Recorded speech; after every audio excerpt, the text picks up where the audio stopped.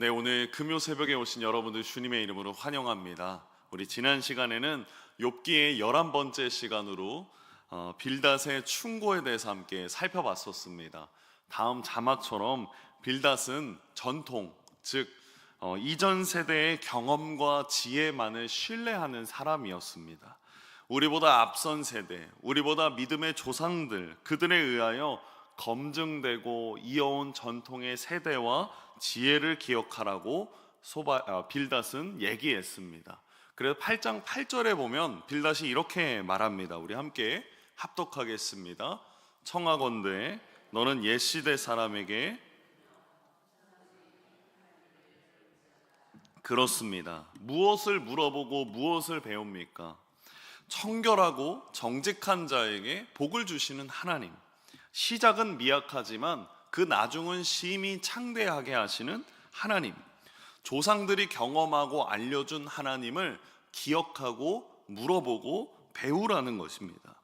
빌닷이 주장하는 이런 전통과 지혜는 잘못된 것이 아닙니다. 그러나 욥기의 말씀들, 그것은 우리가 일반적으로 알고 있는 사실들, 복을 주시는 하나님, 그리고 시작은 미약하지만 나중은 심히 창대하게 하시는 하나님, 그 하나님의 차원을 넘어서는 것입니다. 그래서 지난 시간 우리 두 가지 사진을 함께 봤었죠. 사탕 사진입니다. 여러분, 어린아이에게 사탕은 어떤 것입니까? 사탕은 분명히 맛있는 것이고 선물 받으면 기분 좋은 것이 사탕입니다. 그래서 아이가 사탕을 생각만 해도 기분이 좋습니다. 그러나 다 큰 어른에게 있어서 사탕은 어떤 존재입니까? 사탕은 분명 맛있는 것이고 선물 받으면 기분 좋은 것인 것은 알고 있지만 어른은 그 생각에만 머무르지 않습니다. 건강에 대한 우려도 생각하며 어른은 아이에 비해 더 넓고 더 깊게 생각한다라는 것입니다. 그처럼 하나님께서 욥기 말씀을 우리에게 주신 것은 단순하게 복을 주시는 하나님이시다라는 것을 넘어서는 것입니다. 넘어서서 고난 중에서도 하나님을 바라보고 그 뒤에 있는 하나님의 놀라운 섭리를 발견하기를 원하시는 하나님의 말씀이 지혜서가 욥기 말씀인 것이죠. 즉 하나님은 욥기를 통해서 욥의 삶을 보고 그리고 욥의 신앙을 보며 우리의 신앙도 우리의 삶도 한층 더 성숙해지기를 원하시는 것입니다. 그래서 이제 세 번째 친구인 소발이 그 주장을 이어가고 있습니다. 우리 본문 2절부터 4절 말씀 함께 합독하겠습니다. 말이 많으니 어찌 대답이 없으랴. 말이 많은 사람이 어찌 의롭다함을 얻겠느냐. 내 자랑하는 말이 어떻게 사람으로 잠잠하게 하겠으며 비웃으면 어찌 너를 부끄럽게 할 사람이 없겠느냐. 내 말에 의하면 내 돈은 정결하고 나는 주께서 보시기에 깨끗하다 하는구나. 욥은 자신의 고통을 많은 말로 토로했습니다. 욥은 자신이 정결하고 하나님께서 보시기에 깨끗하다라고 말했습니다. 그런데 소발이 봤을 때 욥이 그렇게 말을 많이 하는 것이 문제였습니다. 방금 읽은 9절에서 소발이 말하는 공통적인 단어들이 보이셨습니까? 말입니다. 이 말은 히브리어로 다바르라고 말하는데 여러 가지 의미가 있습니다. 분명히 하나님이 창조하신 말씀도 이 다바르인데 격언이라는 뜻도 갖고 있고 의견, 조언, 풍문, 보고 그런 다양한 의미를 가지고 있는 히브리어가 다바르입니다. 그런데 오늘 본문에서 소발이 사용하는 다바르의 의미는 풍문입니다. 여러분, 우리가 들리는 소문이 많다는 것은 어떻게 해석할 수 있습니까? 분명 이것은 와전됐을 확률도 높고 허풍일 수 있는 확률도 있다라는 것입니다. 즉 소발이 보았을 때 욥이 하나님 앞에 많은 말을 하고 친구들 앞에 많은 말로 대변하는 것은 분명히 욥의 말에 헛된 것이 섞여 있다라고 소발은 판단하는 것입니다. 그래서 2절 말씀에 보시면 노란색 부분으로 이렇게 표시해 놨습니다. 우리 노란색 부분만 합독하겠습니다. 말이 많은 사람이 어찌 의롭다함을 얻겠느냐. 말을 많이 하는 자는 의롭지 않다라는 것입니다. 일반적으로 지혜서에서 말을 많이 하는 것은 굉장히 어리석은 사람이라고 해석합니다. 잠언 10장 19절에 보면 이렇게 말합니다. 말이 많으면 허물을 면하기 어려우나 그 입술을 제어하는 자는 지혜가 있느니라. 그리고 전도서 5장 2절에서도 말합니다. 함께 합독하겠습니다. 너는 하나님 앞에서 함부로 입을 열지 말며 급한 마음으로 말을 내지 말라. 소발이 이 일을 쭉 듣고 나서 욥의 태도를 보니까 욥은 굉장히 말이 많은 사람이고 자신은 옳다라고 허풍도 떠는 사람처럼 보였던 것입니다. 그래서 소발이 5절부터 욥에게 하나님이 말씀하여 주시기를 원한다라고 말합니다. 5절과 6절 말씀 합독하겠습니다. 하나님은 말씀을 내시며 너를 향하여 입을 여시고 지혜의 오묘함으로 내게 보이시기를 원하노니 이는 그의 지식이 광대하심이라. 하나님께서 너로 하여금 너의 죄를 잊게 하여 주셨음을 알라. 6절의 이 노란색 부분처럼 소발은 하나님께서 욥에게 말씀해 주시기를 원합니다. 욥이 얼마나 추악한 죄인인지, 그리고 얼마나 말이 많은 사람인지 하나님께서 밝히 드러내 주시기를 원하는 의미가 내포되어 있습니다.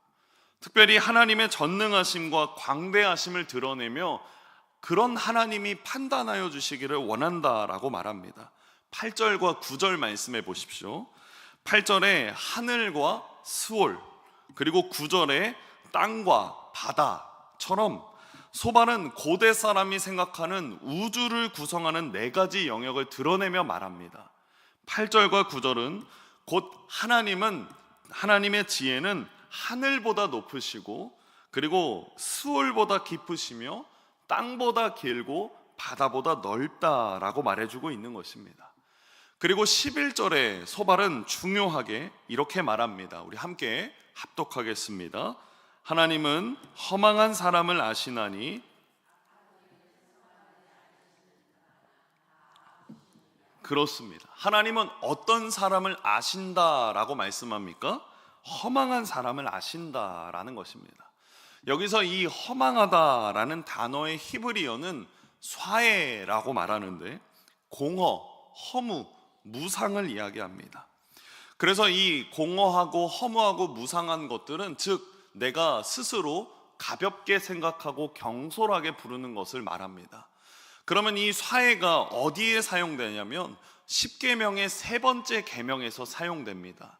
우리 3번째 계명 함께 자막을 합독하겠습니다. 너는 내 하나님 여호와의 이름을 망령되게 부르지 말라. 그렇습니다. 곧 여호와의 이름을 망령되이 일컫지 말라라는 명령입니다. 다시 말해서 욥이 하나님 앞에 하나님 저는 깨끗하고 하나님 저에게 알려주십시오 라고 말하는 그런 모든 것들이 소발이 보았을 때 하나님의 이름을 너는 너무 가볍게 부른다, 너는 너무 말을 많이 하며 하나님 앞에 경솔하게 발언한다 라고 해석하는 것입니다. 그는 12절에 욥을 이렇게 비유합니다. 우리 12절 말씀 합독하겠습니다. 허망한 사람은 지각이 없나니 그의 출생함이 들락이 같으니라. 허망한 사람은 지각, 즉 생각이 없는 사람이며 그의 출생은 곧 들락이 새끼와 같이 태어난다라는 것입니다. 즉 소발이 봤을 때 욥과 같이 허망한 사람은 결코 하나님의 뜻을 깨달을 수 없는 사람이다라고 표현하는 것입니다. 그러면서 소발은 결론적으로 욥이 동일하게 다른 친구들과 동일하게 회개해야 된다라는 것을 가르칩니다. 14절 말씀 합독하겠습니다. 내 손에 죄악이 있거든 멀리 버리라. 불의가 내 장막에 있지 못하게 하라. 욥이 손을 들고 죄악된 길에서 떠나 회개하고 하나님께 도움을 요청하기를 소발은 말하고 있는 것입니다. 그러면 어떤 결과가 이어지느냐? 15절부터 16절까지 우리 함께 합독하겠습니다. 그리하면 내가 반드시 흠없는 얼굴을 들게 되고 굳게 서서 두려움이 없으리니 곧 내 환난을 잊을 것이라. 내가 기억할지라도 물이 흘러감 같을 것이며. 욥이 회개하면 아무 부끄러움 없이 얼굴을 들 수 있고 욥의 마음이 편안해져서 두려움이 없어질 것이다 라고 덧붙입니다. 즉 회개하면 두려움도 사라지고 괴로운 일도 물이 흘러감 같이 다 잊어버리게 될 것이다 라고 소발은 주장하고 있는 것입니다.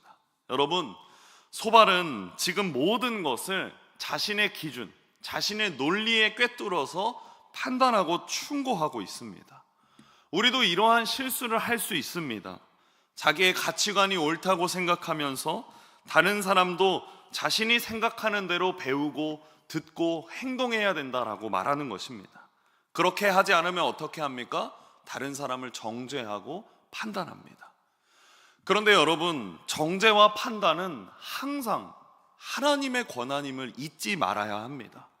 오직 하나님만이 마음을 다 보시고 그 숨겨진 동기를 관찰하십니다. 오늘 본문의 10절을 보십시오. 하나님이 두루 다니시며 사람을 잡아 가두시고 재판을 여시면 누가 능히 막을 소냐.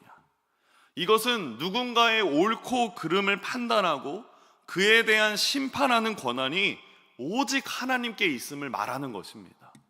결국 누군가를 판단하고 정죄하는 것은 하나님의 영역을 침범하는 일입니다. 하나님의 자리에 앉아서 마치 내 것처럼 생각하는 교만인 것입니다. 누구도 그 자리에 앉아서 능력을 행사할 수 없습니다. 그렇기 때문에 우리는 다른 사람을 악한 마음으로 비판해서는 안 됩니다. 누군가의 죄와 허물을 발견했을 때 우리는 이것을 알아야 합니다. 모든 것을 아시는 하나님께서 온전하고 공정한 비판을 하실 수 있다라는 것입니다. 생각해 보십시오. 우리는 어떤 사람의 성장 배경이나 그 사람이 어떤 잘못된 말과 행동을 하기까지의 환경을 정확하게 알 수 없습니다. 그렇기 때문에 온전하고 공정한 비판을 할 수 없는 것이죠. 공정할 수 없는 사람이 스스로 공정하다라고 생각하고 비판할 자격이 없는 사람이 비판한다면 우리는 이것을 보며 교만하다라고 생각합니다. 동일합니다. 공정할 수 없고 그리고 정죄할 자격도 되지 않는 사람들이 하나님 앞에서 함부로 비판하고 정죄한다면 그것은 주님 앞에 교만한 죄가 되는 것입니다. 여러분, 다른 사람의 죄와 다른 사람의 허물을 발견했을 때 먼저는 그 죄에 동참하지 않은 것에 감사하기를 소망합니다. 그러나 비판하고자 하는 마음이 생긴다면 먼저 그 생명에 대한 긍휼함을 가지십시오. 죄에 빠진 사람을 향한 그의 생명에 대한 긍휼함을 먼저 가지시기를 소망합니다. 그리고 하나님께 기도하십시오. 주님께서 분명히 모든 것을 보고 계시고 모든 일을 알고 계시고 모든 것을 판단하고 계심을 기억하시기를 소망합니다. 다시 말씀드립니다. 하나님이 공정하고 온전하게 판단하심을 기억하는 저와 여러분이 되기를 소망합니다. 말씀을 맺겠습니다. 여러분, 우리는 소발과 같이 정죄할 때가 많습니다. 그런데 나의 기준과 나의 눈으로 내가 아닌 다른 사람을 판단하려고 정죄할 때 우리는 반드시 이것을 생각해 봐야 합니다. 사람들을 정죄하는 그 기준으로 나를 돌아보고 있느냐라는 것입니다. 다른 사람을 향할 땐 날카로웠던 그 잣대가 나를 향할 때 한없이 너그러워진다면 그것이 어떻게 공정한 기준이 되겠습니까? 주님은 마태복음 7장 2절에 이렇게 말씀하십니다. 너희가 비판하는 그 비판으로 너희가 비판을 받을 것이요 너희가 헤아리는 그 헤아림으로 너희가 헤아림을 받을 것이니라. 다른 사람을 판단하고 정죄한다면 나 스스로를 같은 기준으로 먼저 봐야 합니다. 나는 똑같은 기준을 가지고 있는데 나는 괜찮고 다른 사람이 그러면 그건 왜 지옥 갈 죄가 되는 것입니까? 같은 죄인데 나는 이래서 괜찮고 나는 이런 이유가 있고 나는 이런 여지가 있고 그런데 왜 다른 사람에게는 이유도 없고 변명도 없고 죄만 가지고 이야기할 수 있겠습니까? 그래서 주님은 우리에게 말씀하십니다. 판단과 정죄는 하나님께 맡겨라. 그리고 우리는 서로 사랑하고 용서하라 라고 말씀하십니다. 여러분, 내가 내 마음도 잘 모르면서 사는데 어떻게 남의 마음까지 알며 살겠습니까? 우리는 모릅니다. 모르고 하는 판단과 정죄가 어떻게 공정하고 분명하며 정의로울 수 있겠습니까? 오로지 모든 것을 판단하고 모든 것을 정확히 아시는 하나님을 신뢰하십시오. 그런데도 마음이 어렵다면 더 기도하십시오. 제가 목회자의 길을 걸어가면서 제일 많이 경험하는 것이 있습니다. 저 스스로도 판단과 정죄의 죄를 가장 많이 저지르지만 그만큼 많이 판단받고 있다는 사실입니다. 그런 현실을 제가 계속 마주할 때마다 어떻게 이 현실을 이겨낼 수 있겠습니까? 그것은 사람들은 정확하지 않다는 사실이 저를 위로해 주었습니다. 오로지 누가 가장 정확하게 아십니까? 하나님만이 정확하게 아십니다. 그래서 그 믿음을 가지고 기다릴 수 있었습니다. 그래서 그 믿음을 가지고 하나님께 맡길 수 있었습니다. 그래서 그 믿음을 가지고 그냥 그 시선을 받을 수 있었습니다. 지금 소발의 충고뿐만이 아니라 다른 친구들의 시선 속에서 욥은 환난과 그리고 고통을 경험하고 있습니다. 우리도 삶을 살다 보면 어쩔 수 없는 정죄와 판단, 다른 사람이 하는 그런 시선을 받을 수 있습니다. 그때마다 기억하십시오. 그 누가 뭐라 할지라도 가장 정확하게 아시는 분은 하나님이십니다. 그리고 그 하나님이 우리를 사랑하십니다. 예수님께서 우리를 사랑하시는 그 마음을 위하여 자신의 목숨까지도 내어놓으실 만큼 우리를 사랑하신다라는 사실을 잊지 마십시오. 그 사랑이 우리를 회복해 하시고 그 사랑이 우리를 일어서게 하시며 그 사랑이 우리를 담대하게 만드십니다. 오늘 이 성금요일에 그 사랑을 널리 전하는 저와 여러분이 되기를 소망합니다. 다른 사람을 판단하고 정죄하는 것이 아니라 그 사람을 정확하게 아시는 하나님을 신뢰하며 기도하며 오늘 성금요일도 하나님 앞에 올려드리기를 주님의 이름으로 축복합니다. 기도하겠습니다. 주님,